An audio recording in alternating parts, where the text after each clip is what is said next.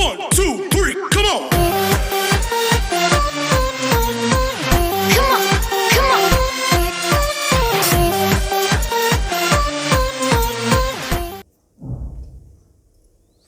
Hello friends, welcome to career sure with Avdhesh. तो जैसा कि दोस्तों आपको पता है, एसएससी सीजीएल 2020 का नोटिफिकेशन आ गया है। मई में एग्ज़ाम है, तो अब उसी की तैयारी हमें एकदम ज़ोर शोर से करनी है। तो उसी में हम लेकर आए हैं अगली वीडियो। जैसे कि लास्ट वीडियो में हमने स्टार्ट किया था सिंपल इंटरेस्ट, और एक हमने बहुत ही बेसिक कॉन्सेप्ट सीखा था कि व्हाट इज़ रेट। हमने लास्ट वीडियो में जाना था कि 100 रुपये पर 1 साल में मिलने वाले ब्याज को रेट कहते हैं। तो अगर हमें रेट दी हुई है तो हम ये बता सकते हैं कि हमें 100 रुपये पर 1 साल में कितना ब्याज मिलेगा, और अगर हमें 100 रुपये पर 1 साल में ब्याज हम निकाल लेते हैं तो उससे हम रेट पता कर सकते हैं। वही रेट होता है। तो यही हमने पिछली वीडियो में बहुत अच्छे से समझा था, उसके काफ़ी एग्जांपल्स भी किए थे। ये एक बहुत ही बेसिक कॉन्सेप्ट है, तो आप इसको आराम से अपने दिमाग में बिठा लीजिएगा। वीडियो आप दोबारा देखेंगे तो आपको एकदम क्लियर हो जाएगा। तो आज की वीडियो में हम देखेंगे कि जब हम पार्ट्स में लैंडिंग करते हैं कि हमने एक अमाउंट है, उसको हमने कुछ पार्ट को इतने रेट पर दिया, कुछ पार्ट को इतने रेट पर दिया, तो हमें उसका इंटरेस्ट बराबर है या अमाउंट बराबर है, तो उससे हमें किस रेशो में देना पड़ता है। तो देखिए, एक बहुत ही सिंपल कॉन्सेप्ट है। इसमें क्या होता है, आप मान के चलिए आपने P1 अमाउंट है, उसको R1 रेट पर T1 टाइम के लिए दिया है, ठीक है। और इधर हमारे पास P2 अमाउंट है, इसको हमने R2 रेट पर T2 टाइम के लिए दिया है। और एक और हमने लिया कि हमारे पास है principal P3 rate R3 time T3। तो अगर हमने P3 को R3 से T3 टाइम के लिए दिया है, वो एक अमाउंट हमारे पास है। अब हमें दिया हुआ है इसमें कि इंटरेस्ट सेम है। इंटरेस्ट सेम है का मतलब क्या हुआ कि हमारा जो सिंपल इंटरेस्ट है वो सेम है। सिंपल इंटरेस्ट इस पर क्या आएगा, P1 R1 T1 बाई 100, ठीक है। सिंपल इंटरेस्ट हमारा इस पर क्या आएगा, P2 R2 T2 बाई 100। और इसमें हमारा क्या आएगा, simple interest P3 R3 T3 by 100। अब हमें क्या दिया हुआ है कि ये तीनों जो हैं इक्वल हैं। अब अगर ये इक्वल हैं तो ये तीनों ऐसे हमने इक्वल लिख दिया। अब हम क्या मान सकते हैं इसमें कि ये अगर सभी k के इक्वल हैं, क्योंकि इक्वल है तो हम कोई भी एक कांस्टेंट ले सकते हैं। ये तीनों इक्वल हैं तो हम नीचे से 100 इन तीनों में से काट सकते हैं,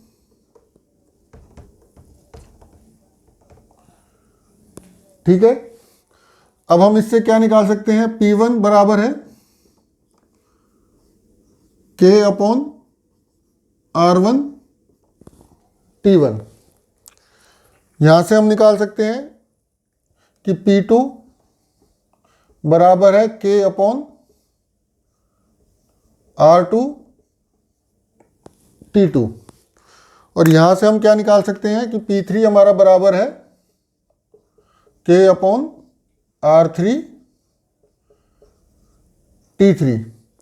अब अगर हम इन तीनों का रेशो देखें, P1 इस to P2 is to P3, तो वो आ जाएगा 1 अपॉन R1 T1 इस टू 1 अपॉन R2 T2 इस टू 1 अपॉन R3 T3, कि जिस रेट से हमने जितने टाइम के लिए दिया है उसके प्रोडक्ट का इन्वर्स रेशो होता है ये। तो ये हमारा एक इम्पोर्टेंट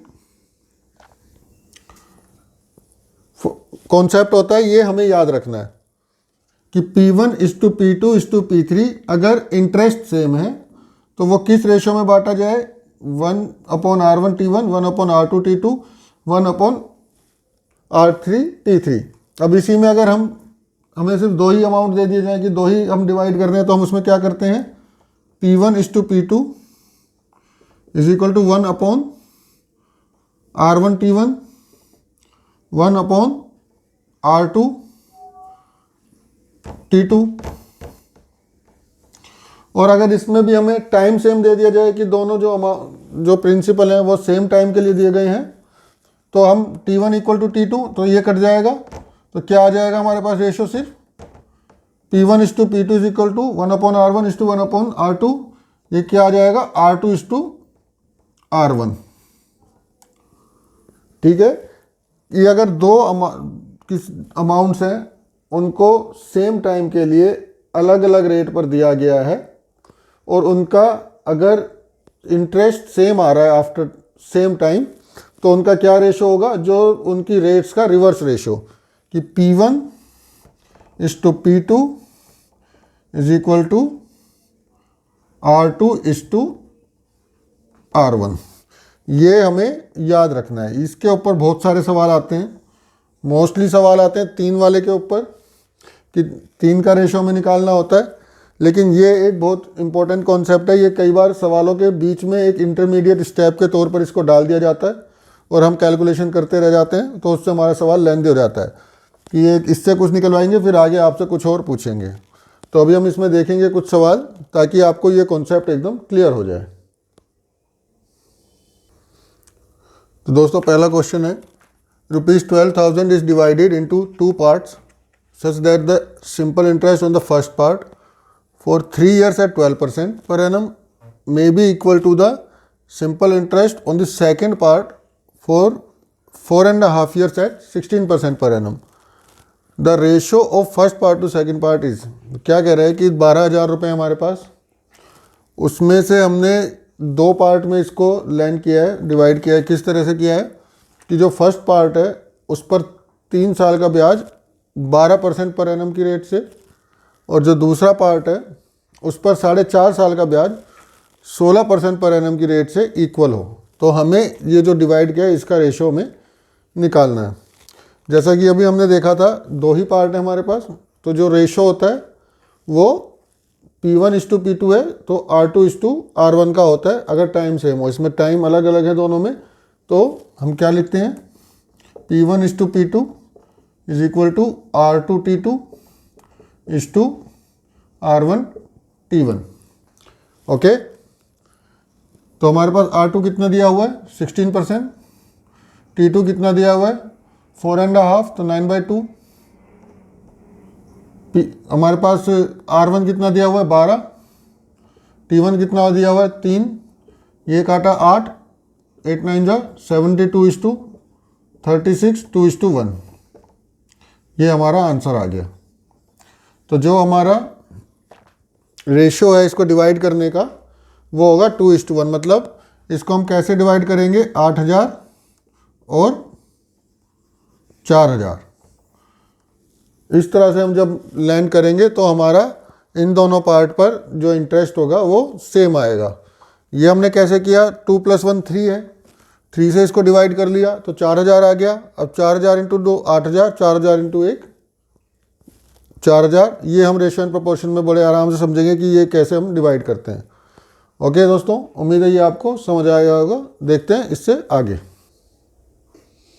तो नेक्स्ट क्वेश्चन ये क्या कह रहा है friends, a sum of ₹13,000 is land in such a way that first part at 5% per annum, second part at 4% for 5 years and the third part at 10% per annum for 4 years. If the SI obtained the same, find each part. ये क्या कह रहा है कि ये 13,000 रुपये हैं, हमने उसे 3 पार्ट्स में डिवाइड करके आगे लैंड किया है। किस तरह से, पहले पार्ट को 5% 6 साल के लिए, दूसरे पार्ट को 4% 5 साल के लिए और तीसरे पार्ट को 10% 4 साल के लिए। और ये कह रहा है कि S I open is same, कि तीनों में सिंपल इंटरेस्ट हमें सेम मिल रहा है। तो हमें बताना है कि तीनों पार्ट क्या थे। तो हम इसे स्टार्ट करेंगे उसी तरह से जो अभी तक हमने सीखा है। P1, P2, P3 this is equal to 1 by R1 T1, 1 by R2 T2 and 1 by R3 T3।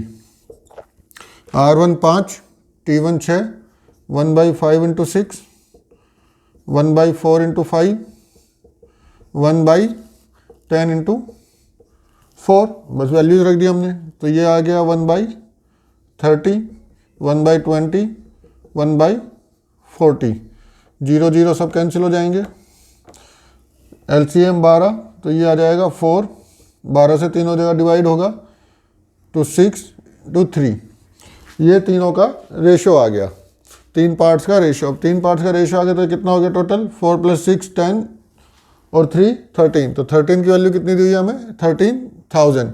तो एक की वैल्यू हो गई 1000, तो इसकी वैल्यू हो गई 4000, इसकी वैल्यू 6000 और इसकी वैल्यू 3000। ये हमारा आंसर आ गया। जो हमारे पार्ट्स हैं वो 4000, 6000 और 3000 है। ठीक है, अब देखते हैं इससे नेक्स्ट क्वेश्चन। तो ये क्वेश्चन क्या कह रहा है friends? A sum of ₹10,000 is lent out in 2 parts in such a way that first part at 5% per annum and second part at 6% per annum. If SI received on sum given at 5% is 76.50 more than the SI on part given at 6% per annum for 1 year. Find the sum lent at 6%. ये 10,000 रुपये हैं, उसको हमने दो part में divide किया, 5% पर और 6% पर। और इस तरह से डिवाइड किया कि जो SI 5% पर आया वो 6% पर मिलने वाले ब्याज से 76 मतलब 76 रुपये 50 पैसे ज़्यादा है। अब हमें पता करना है कि 5% पर कितना ब्याज मतलब कितना दिया और 6% पर कितना दिया अमाउंट। तो इस तरह के सवाल को पढ़कर आप ये डर मत जाइएगा। अभी तक तो हम पढ़ रहे थे SI बराबर होता है, SI हमें बराबर मिलता है दोनों पार्ट पर, इसमें कम ज़्यादा दे दिया है तो हम इसमें कैसे करेंगे। बहुत ही आसान होते हैं, ज़्यादा इसमें आप डरिएगा मत इस तरह के सवालों में, क्योंकि इतना तो वो सवाल को ट्विस्ट करेंगे ही। देखिए अभी तक हमने जो पढ़ा है, जो हम बेसिक पढ़ते हैं, हम उसी से इस सवाल को सोल्व करेंगे। आप ये मानिए अगर इसमें ये लाइन नहीं दी होती कि 5% पर 76 रुपये ज़्यादा मिले, 76 रुपये 50 पैसे, तो 5% या 6% का क्या होता, तो हम जानते हैं ये फर्स्ट पार्ट है, ये सेकंड पार्ट है। अगर इंटरेस्ट जो रेट है ये 5% है और ये 6% है। अगर ये दोनों इक्वल होते मतलब SI अगर हमें दोनों पर बराबर मिलता तो इनका रेशो कितना होता? ये 6 होता और ये 5 होता, क्योंकि टाइम सेम है। ये हमने देख लिया था इससे पहले वाले उसमें सवालों में और कॉन्सेप्ट में। तो अगर ये 6 और 5 पर डिस्ट्रीब्यूट होता तो हमें SI बराबर मिलता, लेकिन हमें SI बराबर नहीं मिला। हमें SI कितना मिला है? 5 वाले मतलब इस वाले परसेंट पर, मतलब इस वाले पार्ट पर हमें कुछ SI ज़्यादा मिला। अब वो ज़्यादा क्यों मिला? क्योंकि इस 10,000 में से हमने कुछ पार्ट इस वाले 5% पर ज़्यादा दिया। ठीक है, इस रेशो में तो हमने दिया ही, लेकिन उसके अलावा हमने कुछ पार्ट ज़्यादा दिया। तो वो ज़्यादा क्या दिया? हमने जो ज़्यादा अमाउंट दिया, ठीक है, उसका 5% कितना हो गया? 76 रुपये 50 पैसे। ये जो एक्स्ट्रा अमाउंट हमने दिया, तो इसका 100% कितना हो गया? ये हो गया 153.1530.0। तो अब हमने ये 1530 रुपये जो निकाले, ये है जो हमने 5% पर एक्स्ट्रा दिए। तो हमने क्या किया? 10,000 में से ये 1530 रुपये पहले ही निकाल दिए। तो ये कितना हो गया? 8470। ठीक है, 8470 बचा, जो हमें अब 6 और 5 के रेशो में डिवाइड करना है। तो 1530 रुपये तो इसके पास पहले ही है। अब इसको जब करेंगे तो ये कितना हो जाएगा? 770, 11 से डिवाइड किया तो अब इसको 6 से मल्टीप्लाई करके ये वाला पार्ट आ जाएगा, तो 11 की वैल्यू ये है तो 1 की वैल्यू हमारे पास ये आ गई। अब 6 की वैल्यू कितनी आ जाएगी,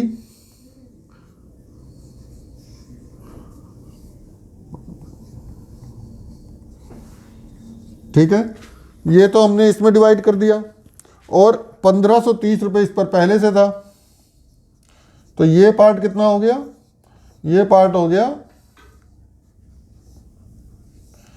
6150। तो 6% पर हमने कितना पार्ट दिया 6150 और 5% पर कितना दिया 3850। उम्मीद है ये आपको समझ आ गया होगा। मैं एक बार फिर से रिपीट कर देता हूँ, 5% 6% पर दिया था, अगर ऐसा इक्वल होता है तो 6 और 5 में डिवाइड करना पड़ता, लेकिन ये क्या कह रहा है कि 5% पर 76 रुपये 50 पैसे ज़्यादा मिला है, मतलब इस पर कुछ पार्ट ज़्यादा दिया है। और वो ज़्यादा कैसे, कितना दिया है, 5% का इंटरेस्ट इतना था तो 100% इतना हो गया, मतलब कि इस रेशो के अलावा हमने कुछ पार्ट इसमें ज़्यादा दिया, और ज़्यादा हमने 10,000 में से कम कर दिया तो 8470 आ गया।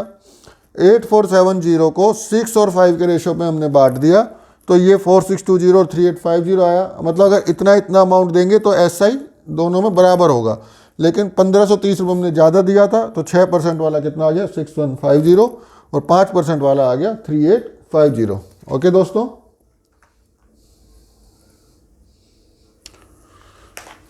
तो फ्रेंड्स अभी तक तो हम देख रहे थे ऐसे क्वेश्चन जिनमें SI इक्वल होता है। अब हम देखेंगे ऐसे क्वेश्चन जिसमें अमाउंट इक्वल होता है, कि हमने कुछ समय उसमें हमने अलग अलग टाइम के लिए अलग अलग उस पर लैंड किया है, और उसमें फिर हम क्या करते हैं कि आफ्टर सम टाइम वो हमें अमाउंट बराबर मिलता है, तो उसमें हम कैसे डिवाइड करते हैं। तो देखिए हमारे पास जो इनिशियल फॉर्मूला है वो तो यही है कि SI जो होता है वो होता है P into R into T by 100, और अमाउंट होता है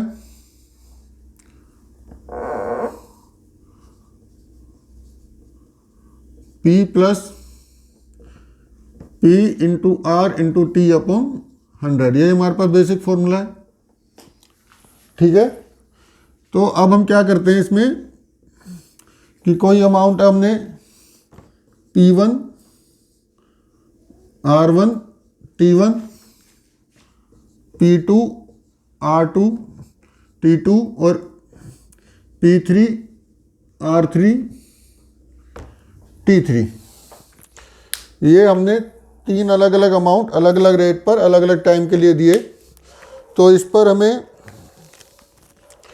SI कितना मिलेगा,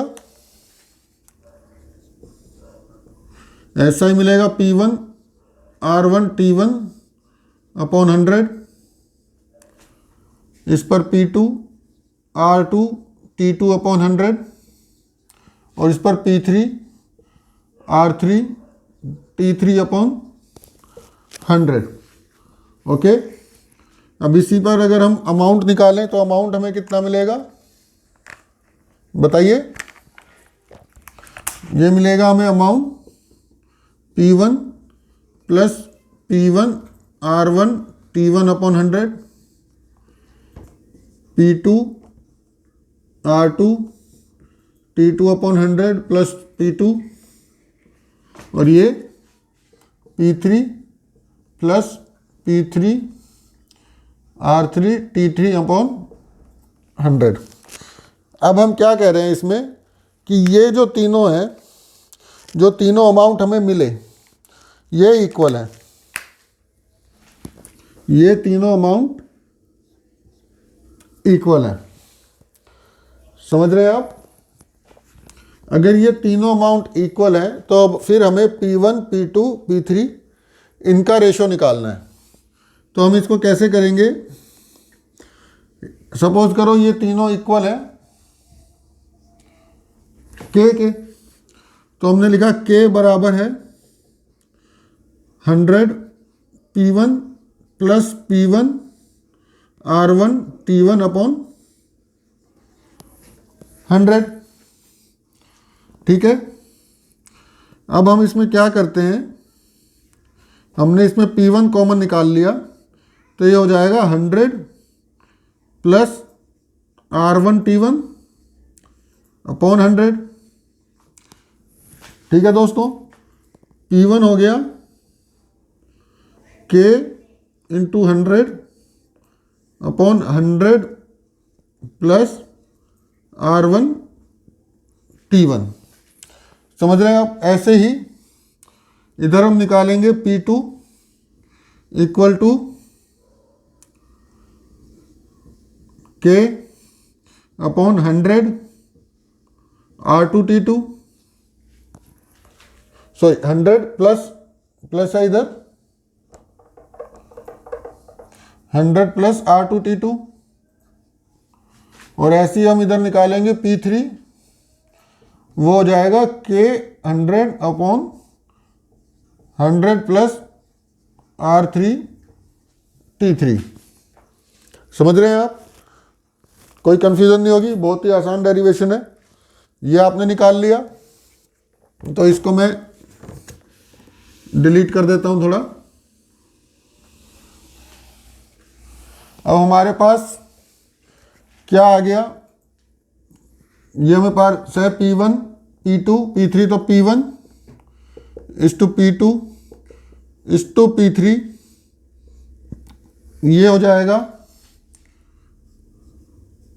100K upon 100 plus R1T1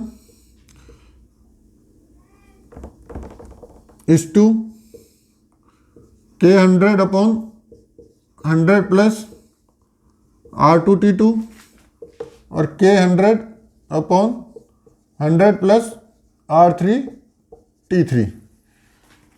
K 100 सभी में कॉमन है तो ये कट जाएगा, तो ऊपर आ जाएगा 1।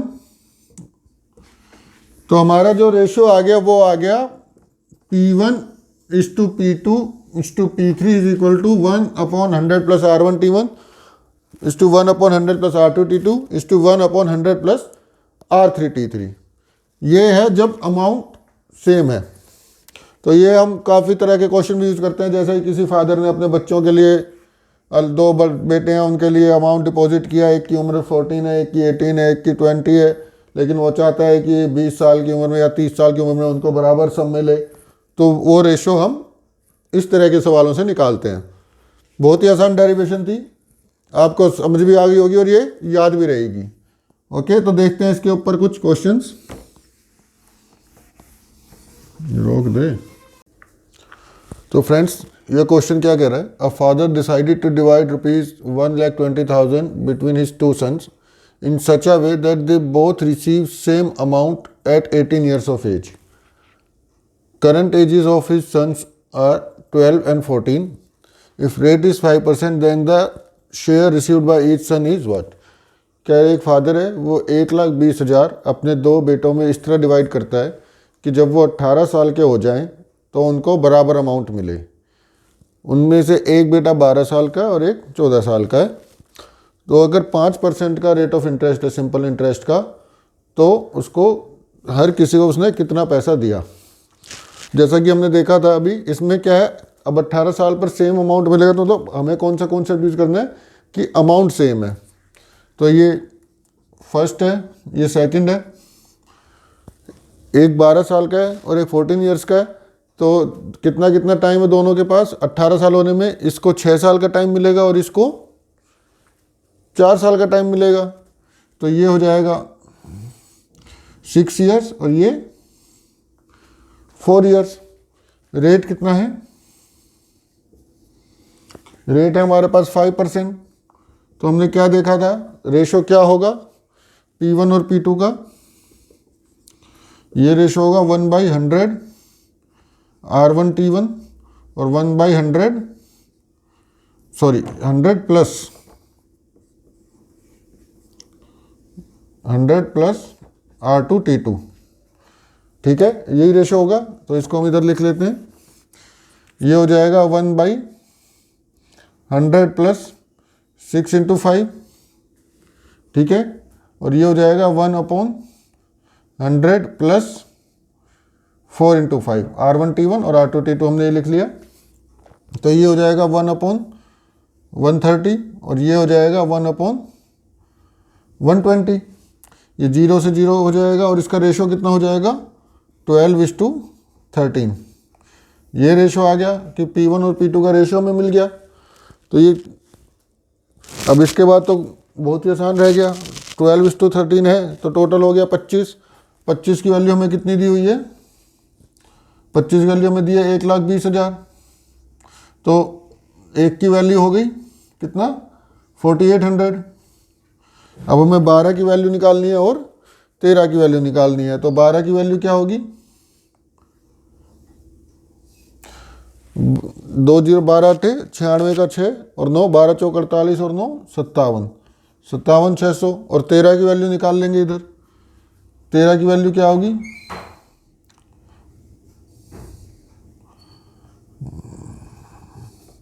62,400। ये उसके दो रेशो आ गए कि अब आप ये देख सकते हैं क्योंकि इसको ज़्यादा टाइम मिल रहा है तो इसको अमाउंट कम लगेगा और इसको टाइम कम मिल रहा है तो इसको अमाउंट ज़्यादा चाहिए होगा।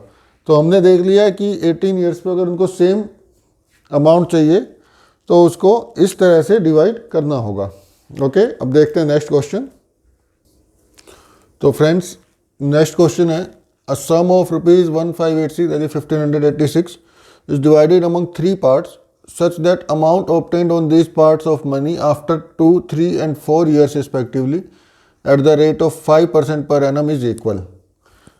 Then 3 parts of the sum are, ये क्या कह रहे हैं कि 1586 रुपये को 3 पार्ट में डिवाइड किया गया इस तरह से कि हर पार्ट पर 2 साल, 3 साल और 4 साल का जो अमाउंट मिलेगा बाद में वो इक्वल रहेगा। तो अब हमें बताना है कि ये तीनों पार्ट क्या थे। बहुत ही ईजी क्वेश्चन है। जैसे कि हम जानते हैं P1, P2, P3 ये किसके इक्वल होता है, 1/100 plus R1T1, 1/100 plus R2T2, 1/100 plus R3T3। तो ये हो जाएगा 1/100 प्लस पहले वाले को 2 साल पे दिया है 2 into 5, 1/100 plus 3 into 5, 1/100 plus 4 into 5। तो ये हो जाएगा 1/110, 1/115 और 1/120। ठीक है, अब इसका हमें रेशो लेना है। तो हमारे पास P1, P2 का रेशो ये आ गया है। अब इसको अगर हम 5 से तीनों को काट दें तो ये हो जाएगा 22, 23 और 24। ओके, अब हमें रेशो निकालना है तो यहाँ पर इन दोनों को मल्टीप्लाई कर देंगे, एलसीएम निकालेंगे फिर वो करेंगे। तो इसका एक शॉर्टकट होता है कि इसको छोड़ के इन दोनों को यहाँ मल्टीप्लाई कर दो। तो ये क्या हो जाएगा 24 3 जा 72 और ये हो जाएगा 48 और 7 552।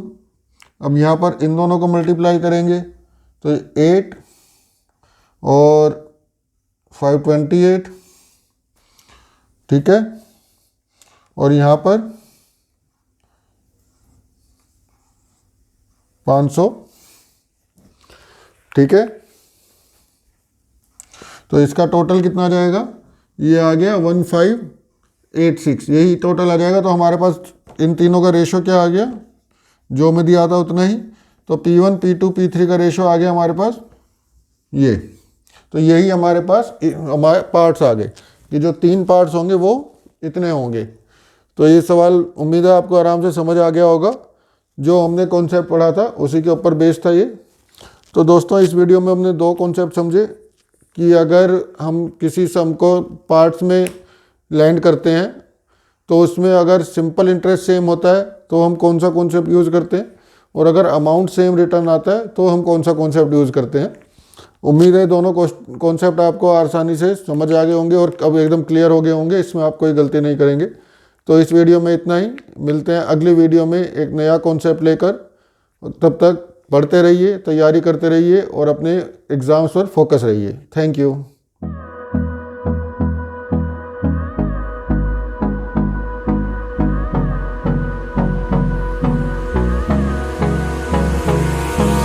Hold me close till I get up.